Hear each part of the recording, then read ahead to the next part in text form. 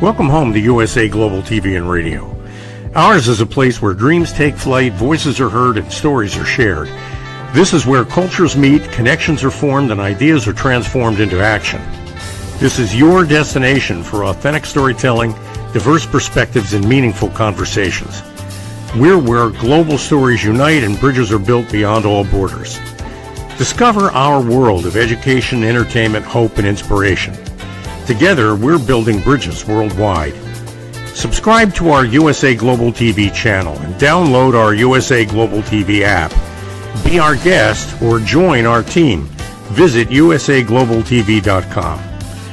With heartfelt thanks to our executive producer, Dr. Jacalyn Kerbeck, music scored by Yifei Tang from Cloud Road Music, creative direction by Paul Garcia, and I'm Al Cini, and I'm very proud to be part of the USA Global TV and Radio family.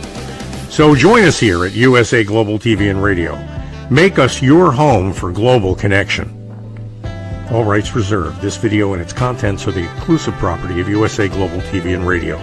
Unauthorized use, duplication, or redistribution in any form is strictly prohibited. Thank you for being a part of our global community. Let's inspire together. Good morning, everybody, and welcome to Ahead for Business. My name is Al Cini, and today we're going to be asking ourselves and all of you and our guests the question, why do we do the things we do? Why do we pick one service or one product over another? What is it that motivates us to accomplish the things we accomplish? Is it money? Well, Frank Viola is our guest today, and he and I meet regularly to discuss the fact that it's not the money, it's the value that draws the viewer, that draws the customer, that draws the employee to work with you to accomplish the things you accomplish. So without any further ado, I'd like to ask that question of our guest, Mr. Frank Viola. Frank, welcome to the program. Hello, Al. Good to see you. And, it's always a pleasure to see you too. Now, let's start with the definition of value and what value means to you. Well, that's an important question, I think, for everyone.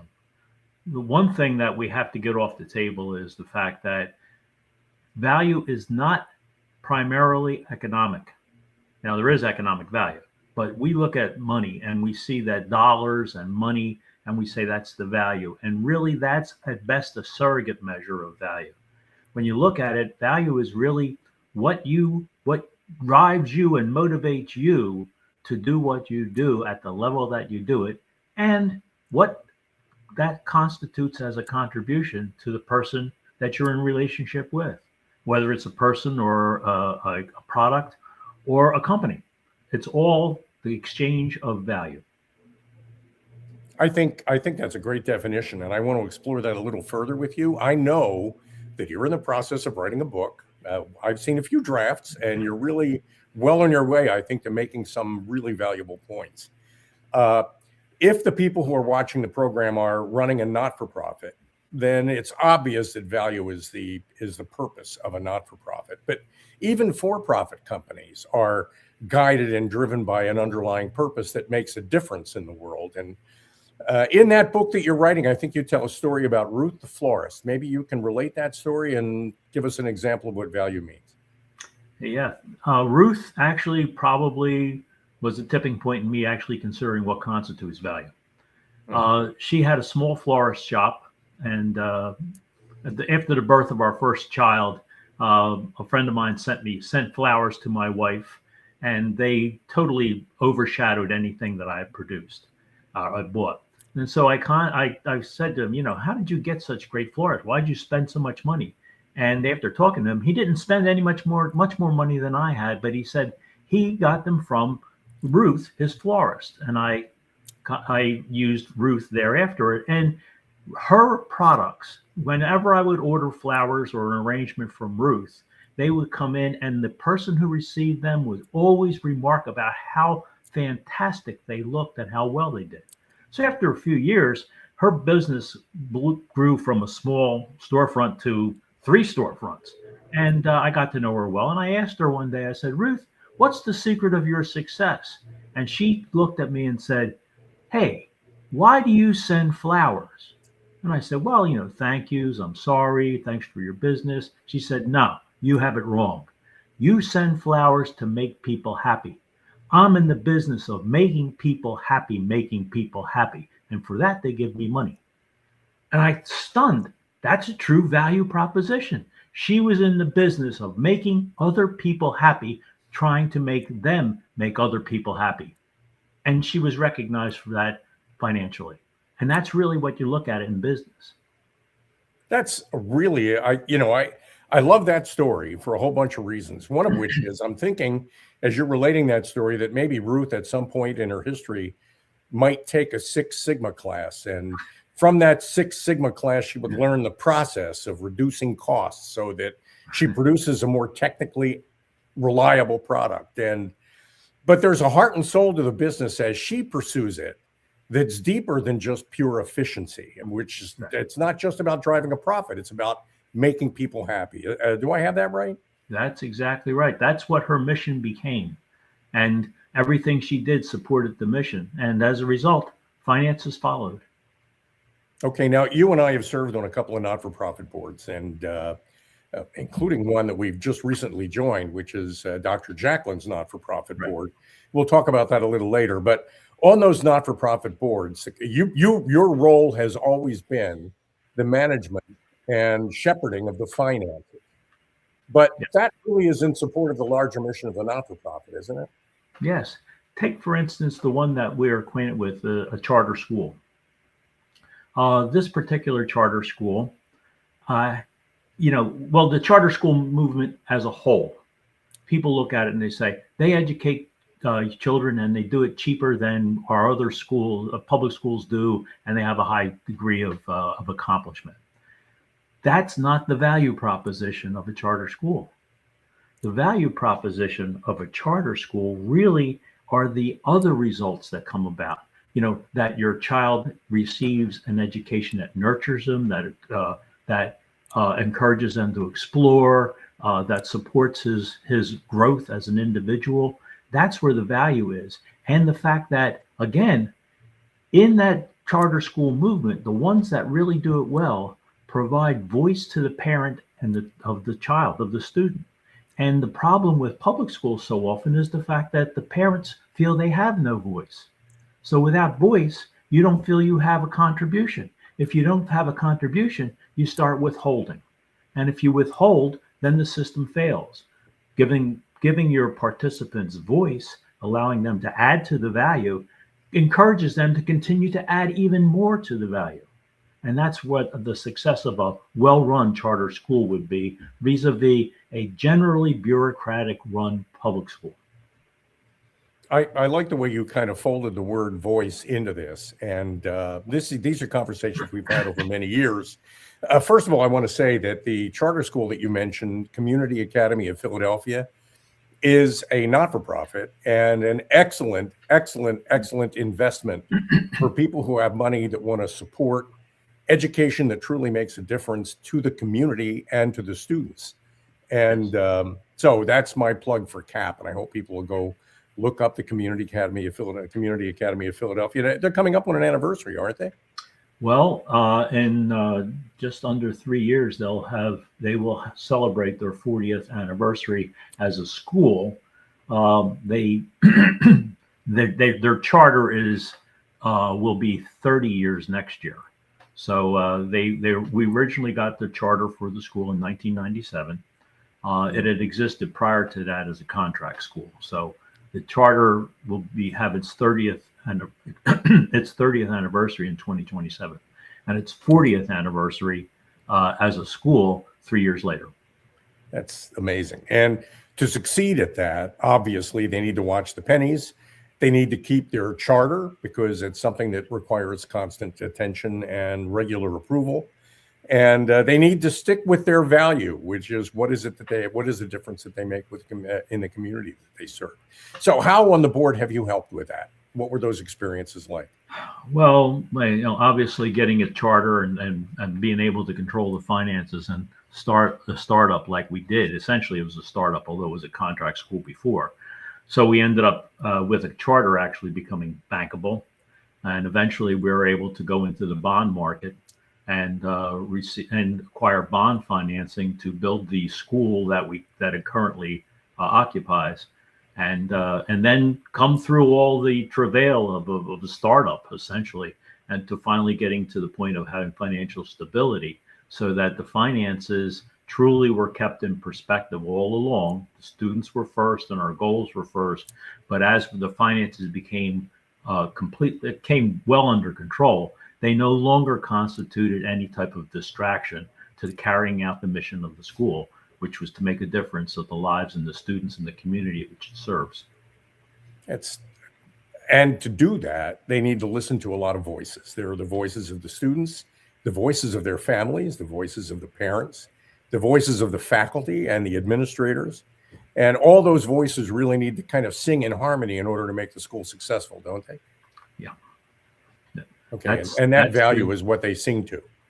Yes, that's the whole thing, is really getting to the point where an organization, and that happens to be a nonprofit, but it's true for-profit organizations too, have everyone's voice be appropriately heard and recognized. And that ensures that the relationship continues. And don't we want to continue relationships in business? Yeah. When things go wrong in a not-for-profit, and I know you served on a number of not-for-profit boards, and some of them have struggled along the way. When things go wrong, why do they usually go wrong? Well, there can be external reasons. Obviously, a lot of good organizations couldn't make it through COVID. We saw that firsthand.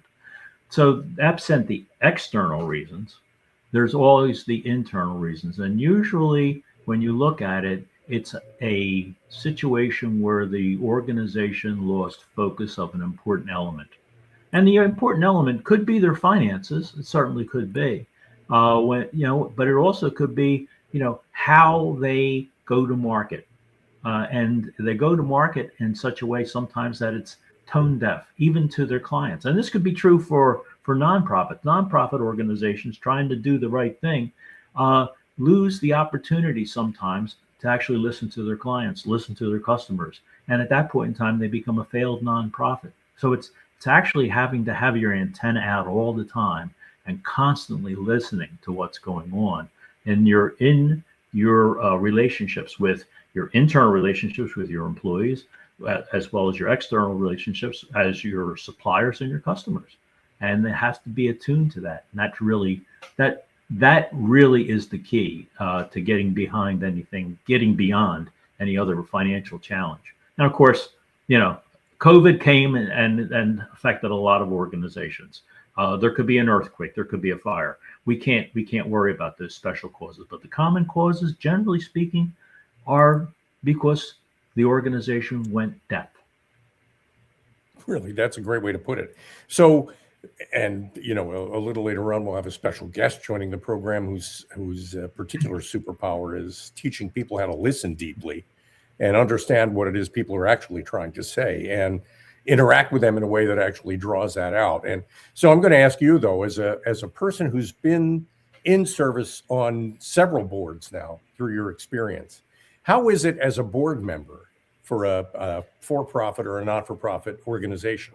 How is it as a board member that you can facilitate the board hearing these voices and responding to them in a way that fuels the success of the organization?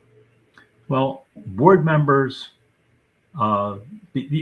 people accept membership into a board, a nonprofit board. Well, since we're talking about that, a nonprofit board, for a number of different reasons. If they're accepting their membership and they're doing it appropriately, they realize they're entering in a relationship. And a healthy relationship, is, my opinion, is one where you understand you can get more out of the relationship than you put in. So therefore, it's incumbent upon you to continue to put more in. And then if that relationship is healthy, the organization is going to put more back into you. So you have a situation where your relationship continues to grow. It's sort of like by understanding you're going to get more out of it than you put into it, continue to put more into it. If I came to you, Al, and I said I had a totally risk-free investment that would give you 20% annual return, would you borrow money to put money into it? You most certainly would.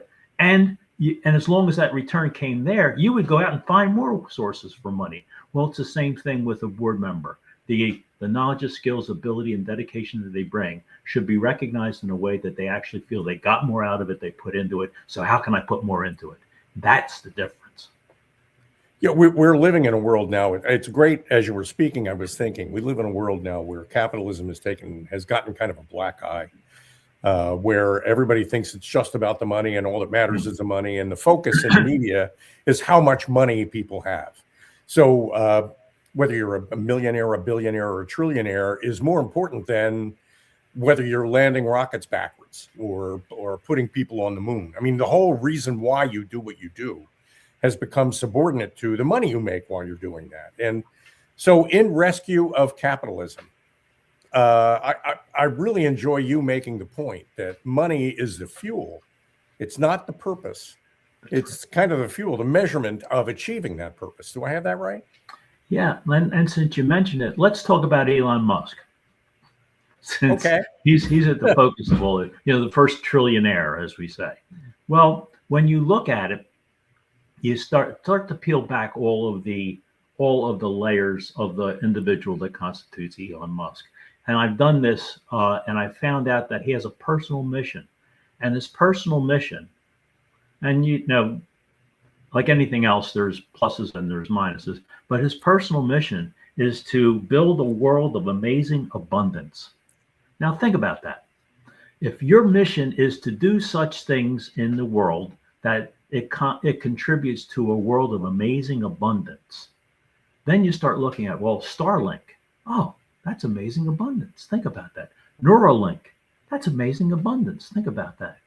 Being able to send your missiles up into the air and then bring them back and have people honestly and fairly be in a situation to make money.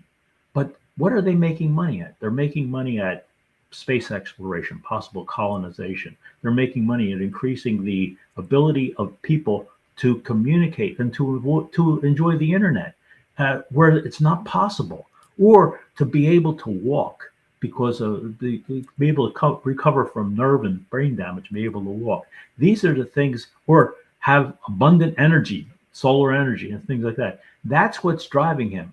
And that is capitalism at its best. Certainly, they make money. But think about the wealth that's created by alleviating the ability or mitigating the effect of spinal cord injuries, or being able to have some person in sub-Saharan Africa have reliable internet service, or having some situation where a person can look at the stars and realistically think about how we can move out to the stars, or how we can have an orbiting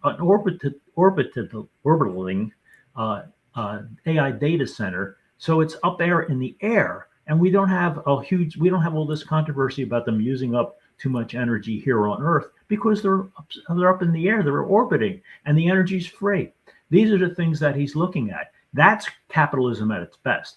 And he's become a trillionaire on paper.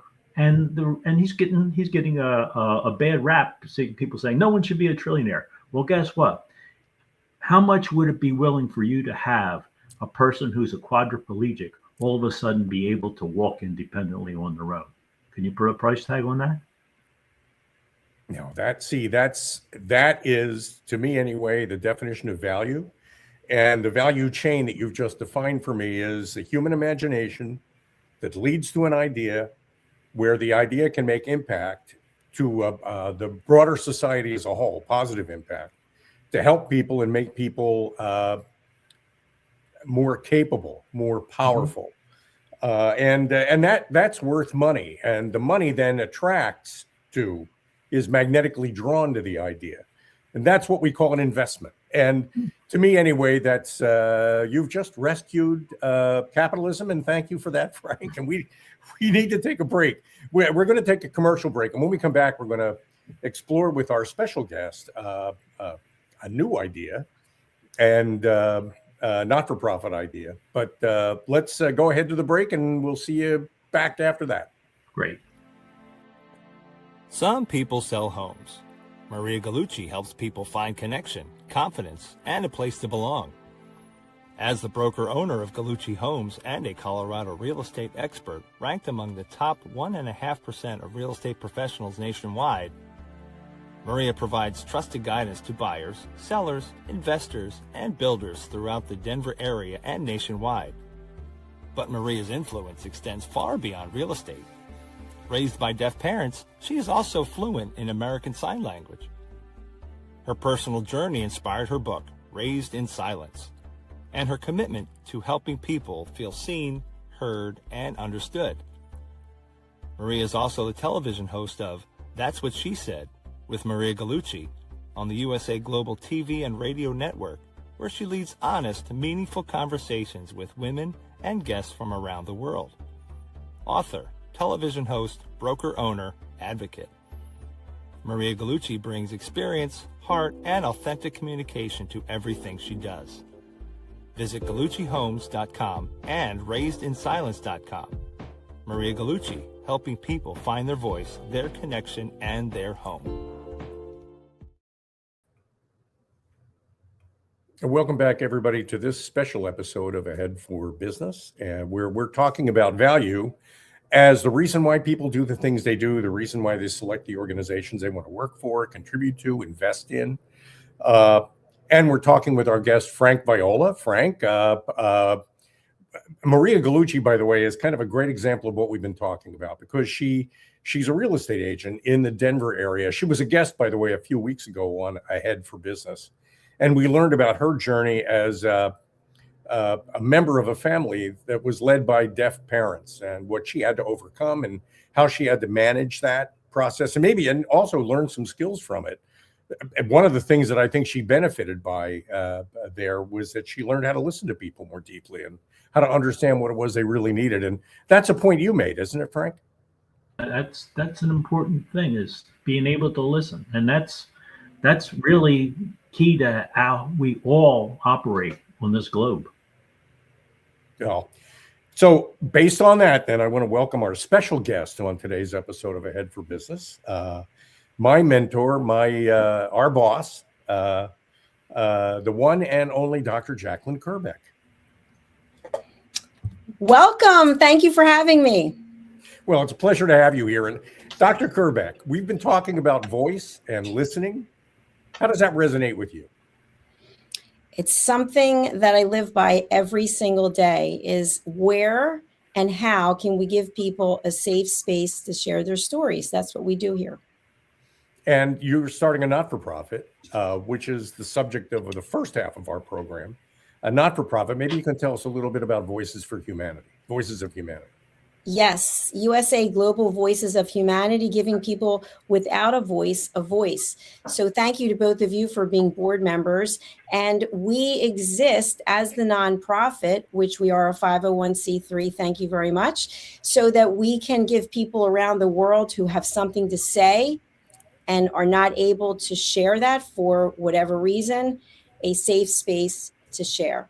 So we are looking for projects from around the world, especially from areas in the world where people are not actually prevalent in the news and mainstream media, where there are things going on in this world that maybe do not get enough highlight or spotlight. And we want to be able to support these people. Oh, Frank Viola, dear friend, and fellow board member of Voices of Humanity. Where do we plan to take this idea? Well, that's the thing. Being able to provide a forum for people who, for whatever reason, don't have the voice that they really deserve, and that we can all benefit from. That's the challenge.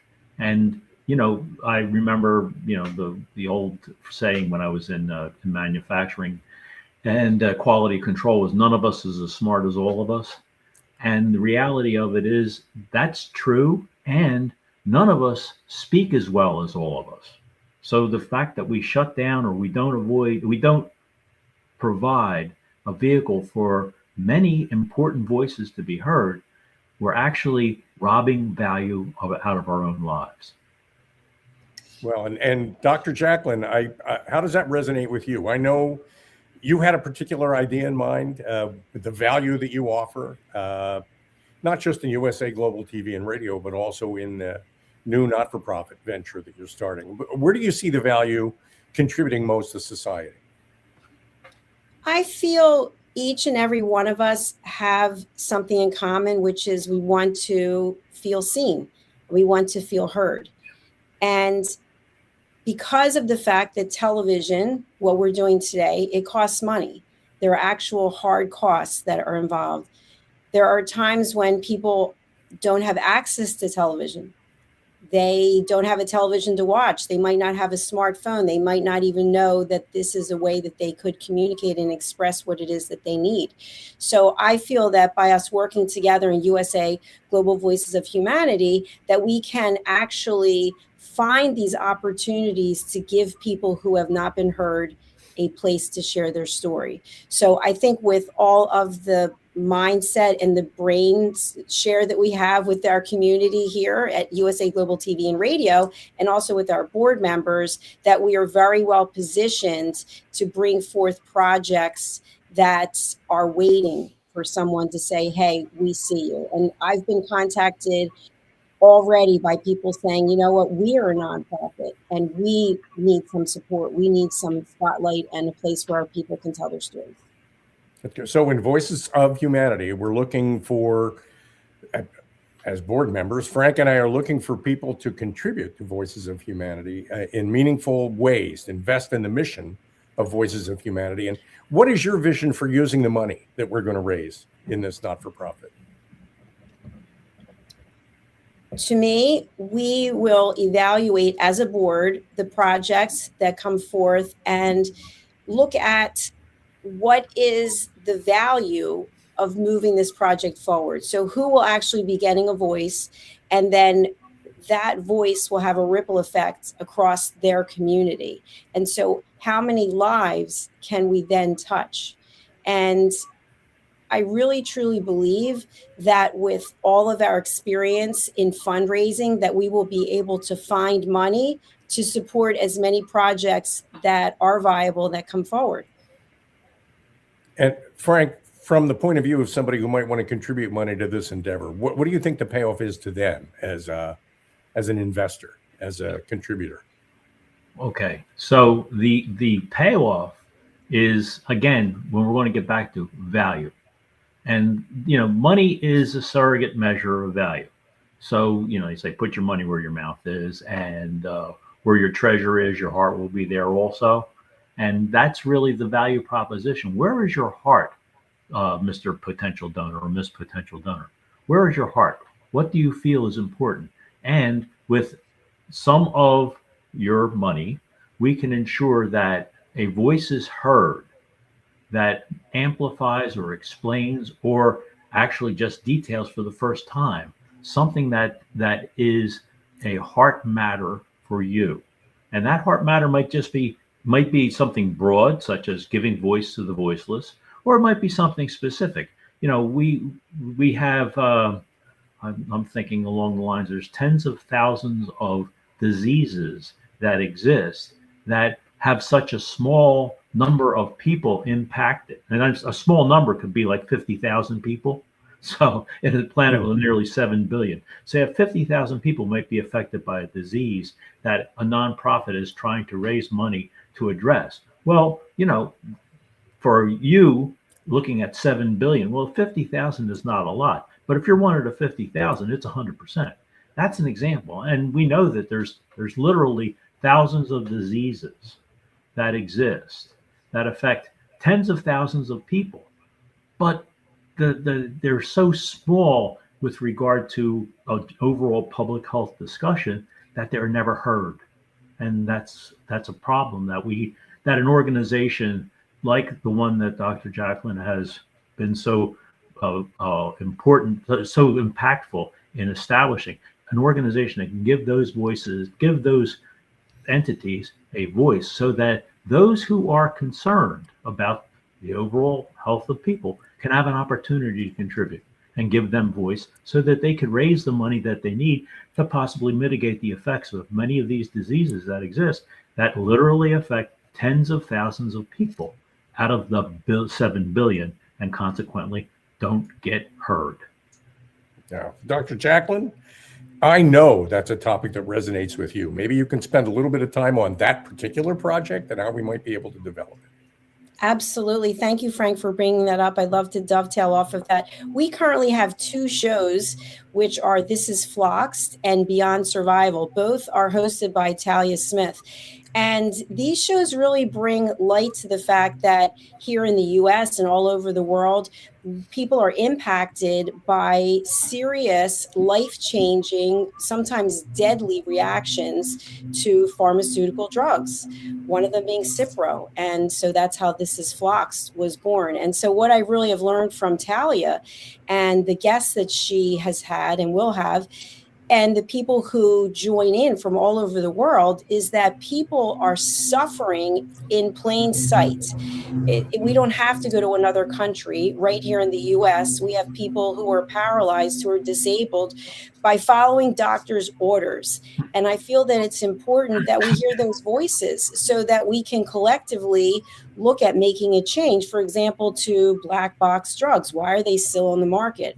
So I'm not going to get on a soapbox, but the point being that I personally have had my eyes opened, even I think it was 2 days ago when we were talking about MRIs with contrast and without contrast, and people coming forward and Talia interviewing them about what happened to them as a result of getting an MRI with contrast. So I think there are people right here in the US who would like to have a voice to try to help other people, because although we don't have all the answers, by sharing our stories, we get the word out so that we can actually make a choice about what path we're going to take when it comes to our own health.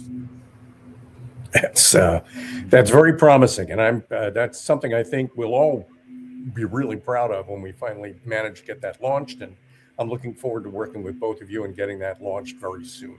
It's a very exciting alternative future, and I really like talking about the difference that'll make in people's lives. That's just excellent.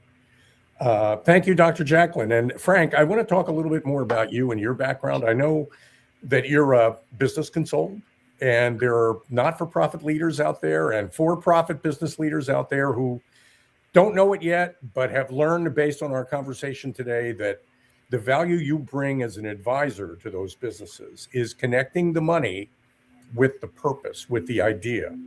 And that is essentially fueling the rocket, in a sense, that they ultimately take off from. Maybe you could tell everybody now what's the best way to reach you and learn more about what you do. Well, the best way to reach me, of course, I'm on LinkedIn like everybody else, but also, and you can just put my name in, it'll pop right up. My LinkedIn address is my name. So, but additionally, I have my personal phone that I use for business is available for phone calls and for text. That's area code 215-740-1719. Again, 215-740-1719. I have actually two email addresses that I currently monitor, one of which is fjviola@aol.com, and the other one is for education, and that is fjviola@valleyforge, one word, valleyforge.edu. And I have had, again, as Al mentioned, and we talked earlier, we had some long time experience in the charter school movement. He mentioned the Community Academy of Philadelphia, and I'm proud to say that I function as the Community Academy of Philadelphia's ambassador now that I've retired from active board membership. So I still am involved on a regular basis with that administration. I've also worked with the college administrations at American University and the University of Valley Forge and Cairn University, and taught at a number of them. I taught at 5 different universities over the period of time. So that's pretty much the easiest way to get a hold of me, and I'm happy to help and to listen to what's going on and possibly advise in a way that that could improve the listening skills of the people who are trying to make their way in this world. Frank, whenever I talk to anybody who tells me that they're having trouble figuring out things, don't know what direction to move in, not sure how to get out of their own way, sometimes you're the first name that pops into my head. So I'm hoping, based on our brief but wonderful conversation today, people will pick up on the fact that they need to call you for advice. You're the man as far as I'm concerned, and it'll be a pleasure serving with you on Dr. Jacalyn's board for Voices of Humanity. I look forward to being on that board as well. Thanks, Frank. Thanks for joining us today when I head for business. And my name is Al Cini, and I can be reached at al@pro-fit4teams.com. And my phone number is 212-480-3730. And what we do with PRŌ-FIT4TEAMS is help teams find the value that they serve in the organization that they're a part of, in the team that they're a member of. And where we find that, by the way, is inside the raw material of the people that are actually on the team. So our process, scientific process, starts with something we call a discovery audit, which is helping everybody on the team answer the key question that makes a team, which is, who are we? I mean, there are lots of ways to answer the question, who am I, or who are you? But the real key question for any team in order for that team to be successful is the question, who are we? And that answer is in your people, and we help you find that. And once we've found it, we can build your team around it. And the result of it is people who enjoy their work more, people who make more of a difference, people who have more of a passion for the work they do. And if you're the leader of that team, then you get results from that. It's not about the money, though. It's about making the difference. And we help humanize and personify that difference that your team makes. So I hope you'll reach out to me, 212-480-3730, or al@pro-fit4teams.com if you'd like to learn more. And I want to thank everybody, especially our producer and my frequent co-host and terrific guest on this program, Dr. Jacalyn Kerbeck, for everything she does at USA Global TV and Radio, and now at Voices of Humanity, which I think is going to be a wonderful endeavor. So thanks, everybody, for joining us today on Ahead for Business, and I'll look forward to seeing you all again right back here next Thursday at 10 a.m. U.S. Eastern Time. Every great story begins with a vision. At USA Global TV and Radio, for years, we've been providing world-class education, entertainment, inspiration, imagination, connections, and hope. Most people don't stay to watch the outro or the credits, but it's the people behind every success, behind every breakthrough, and behind every unforgettable story who matter. The TV show hosts, our guests, our sponsors, our publicists, our production team, our distribution team, our search engine optimization team, and so many more. You're the ones who make the difference. Every great story belongs to the people who bring it to life. Our future looks bright at USA Global TV and Radio, and that's because of you, our loyal fan base all around the world in more than 60 countries. Together, we're making a difference because you matter. USA Global TV and Radio, live streaming to over 60 countries. Voiceover, Dr. Jacalyn Kerbeck. Video production and direction, Paul Garcia. Subscribe to our channel, USA Global TV and Radio, on YouTube. What if many of the problems we associate with aging are not random? What if there are identifiable causes behind declining energy, chronic disease, and memory problems? We have been told that aging is simply something we must accept, that slowing down is normal, that growing older means growing weaker. But what if that's only part of the story? Why do some people remain active and engaged well into their later years? Why do others struggle with disease, fatigue, and declining health? What is happening beneath the surface? What processes drive aging? In Aging Sucks, researcher, educator, and author Red O'Loughlin explores what researchers have discovered about why we grow older. No medical degree required, no confusing jargon, just clear explanations of what researchers have discovered about the processes that influence aging. You cannot stop aging, but understanding its causes may help you make better decisions about your health, your future, and your quality of life. Because understanding comes before action. Action creates hope. Aging sucks. End the guesswork. There is hope. Thank you, viewers and listeners of USA Global TV and Radio, for joining us today. We're honoured to have your time and attention as part of our global community. At USA Global TV and Radio, we believe in the power of authentic conversations, meaningful connections, and creating a world of possibilities together. Want to be part of something bigger? Join our team of elevated listeners at usaglobaltv.com, a space where your voice matters and your ability to listen transforms relationships. Stay connected with us across all our platforms for thought-provoking discussions, expert insights, and empowering stories. Subscribe to our channels at youtube.com/c/USA-Global-TV. Follow us on social media and explore the endless opportunities we're creating for growth, learning, and inspiration. Together, we're not just broadcasting, we're building bridges and changing lives one conversation at a time. For inquiries, contact us at info@usaglobaltv.com. Produced by Executive Producer and Director Dr. Jacalyn Kerbeck. Voiceover by Mike Porter. Creative direction by Paul Garcia. All rights reserved. Visit usaglobaltv.com to view our full terms and conditions.